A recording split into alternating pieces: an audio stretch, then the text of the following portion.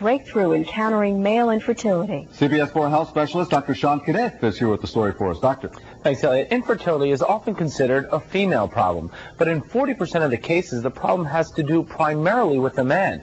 Now, a test called the acrosome reaction test detects and corrects certain problems, helping couples conceive. Luis Perez and his wife were having trouble starting a family.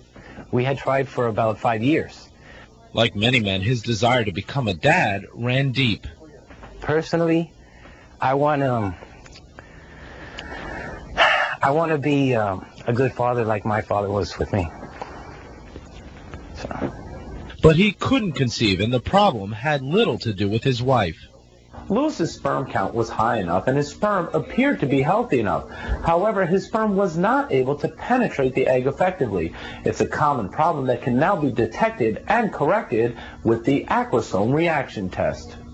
This particular test has identified what in the past was frequently called unexplained infertility in a large number of cases.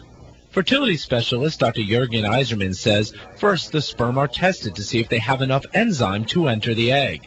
If not, a single sperm cell is drawn into a pipette and then physically inserted into the woman's egg.